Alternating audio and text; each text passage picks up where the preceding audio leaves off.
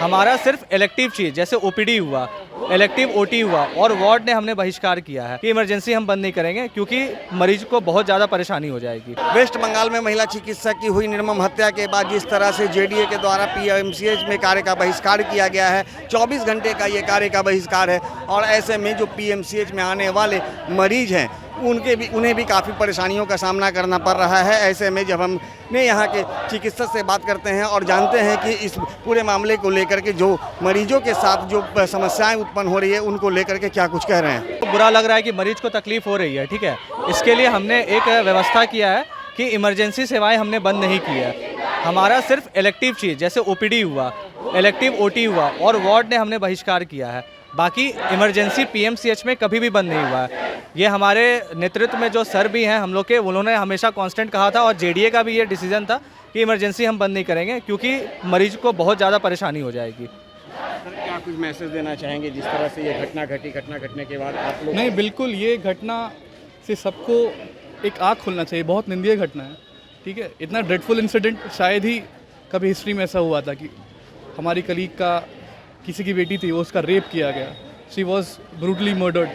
लेकिन सर अक्सर देखा जाता है कि डॉक्टरों पर कहीं ना कहीं कोई मामले हत्या हो चाहे फिर रंगदारी का हो, इस तरह के मामले देखे जाते हैं, आप लोग के द्वारा बात भी उठाई जाती है। सरकार लेकिन उसे मानने को तैयार नहीं रहती है, जिसके कारण ये नौबत आ जाती है कि चिकित्सकों को हड़ताल पर जाना पड़ता है, जिसका प्रभाव मरीजों पर पड़ता है। सरकार आखिर ऐसा क्यों नहीं सोच पाती है? बिल्कुल, हमारी सरकार से देखिए शुरू से एक सेंट्रल प्रोटेक्शन एक्ट नाम की डिमांड थी, ठीक है। वो सरकार को हमें समझ नहीं आ रहा। ये आज से नहीं है, इस इंसिडेंट के बाद नहीं, ये 4-5 साल पहले से ये सीपीए हमारा एक राइट डिमांड है, राइट टू डॉक्टर के लिए। तो हम लोग प्लीज़ चाहेंगे, सरकार से विनती करेंगे कि सेंट्रल प्रोटेक्शन एक्ट पे भी थोड़ा ध्यान दें और इससे ड्रेडफुल इंसिडेंट नहीं हो सकता। इसके बाद भी अगर आप नहीं करेंगे तो लिटरली निंदनीय बात होगी। लगातार स्वास्थ्य मंत्री जो भी रहें, चाहे वो तेजस्वी यादव हो, तेज प्रताप यादव, मंगल पांडे हो, तमाम लोगों के द्वारा आश्वासन दिया जाता है कि हमारे राज्य में डॉक्टर पूरी तरह से सुरक्षित हैं। क्या आप सुरक्षा महसूस करते हैं पीएमसीएच? बिल्कुल नहीं, बिल्कुल नहीं। अगर सुरक्षा महसूस करते तो आज ये हड़ताल की ज़रूरत ही नहीं पड़ती हम लोग को। जब से हम लोग बार बार यही बोल रहे हैं कि भाई सीपीए लाओ, लेकिन कोई सुनने वाला नहीं है। और जब तक सेंट्रल प्रोटेक्शन एक्ट नहीं आती है तब तक हम लोग का ये हड़ताल चलते रहेगी और जब तक जो भी हत्यारे हैं उनको फांसी की सज़ा नहीं मिल जाती तब तक हम लोग स्ट्राइक करते रहेंगे। ऐसे में सर मरीजों पर भी असर पड़ता है। मरीजों पर असर पड़ने से बचने के लिए हम लोगों ने इमरजेंसी सेवा को कभी बंद नहीं किया है। हमेशा से इमरजेंसी सेवा को चालू रखा है ताकि जो भी हमारे पेशेंट्स हैं, जो भी सीरियस पेशेंट है, उसको कभी भी हैम्पर ना हो, वो उनका इलाज चलते रहे। ऐसे में राज्य के तमाम जो ऐसे मरीज हैं जो पीएमसीएच समेत तमाम जो अस्पतालों में जाकर के इलाज करते हैं, सरकार को क्या मैसेज देंगे कि वो अपनी मांगों को जल्द से जल्द आप लोगों की मांगों को पूरा करे और जो मरीज हैं उन्हें किसी तरह की परेशानियां न हो?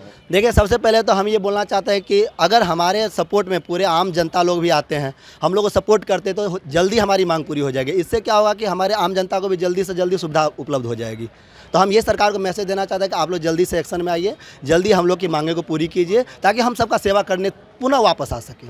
देशव्यापी कॉलिंग है, देशव्यापी कॉलिंग के तहत आप लोगों ने हड़ताल किया है। क्या लगता है कि स्टेट गवर्नमेंट हो या सेंट्रल गवर्नमेंट, क्या आप लोगों को नज़रअंदाज करती है? क्योंकि आप लोग की कई ऐसी मांगे हैं जो लगातार पिछले कई वर्षों से किया जा रहा है, मैं भी देख रहा हूँ, लेकिन अब तक सरकार आप लोगों की मांगों को क्यों नहीं पूरा कर पा रही है कि जिसके कारण ये मजबूरी बार बार आती है?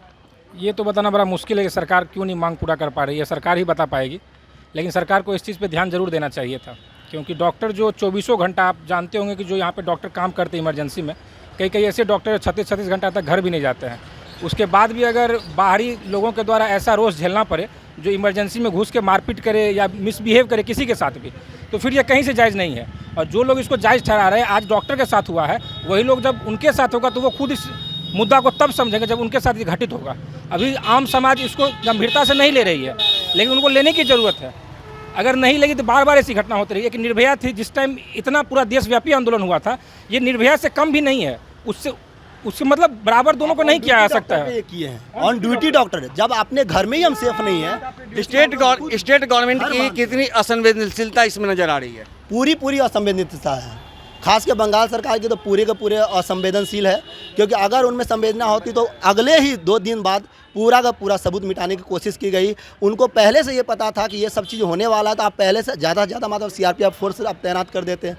ये सब चीज़ नहीं होता, सबूत मिटाने की कोशिश नहीं होती, तो एज सुन एज पॉसिबल हमारा सबूत भी मिलता और जल्दी से सबको न्याय भी मिलता और हम लोग भी वापस अपने काम पा पाते हैं। तो जैसा कि आपने सुना कि जो चिकित्सक हैं उन्होंने कहा है कि मरीजों के साथ हमारी पूरी सहानुभूति है, मरीजों को किसी भी तरह की परेशानियां ना हो, इसको लेकर के हम लोगों ने ओपीडी सेवा बंद की है, इमरजेंसी सेवा चालू है।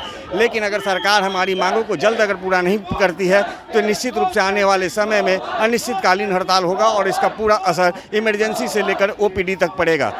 सहयोगी शशि के साथ ज्ञानेंद्र वर्मा, दर्शन न्यूज, पटना।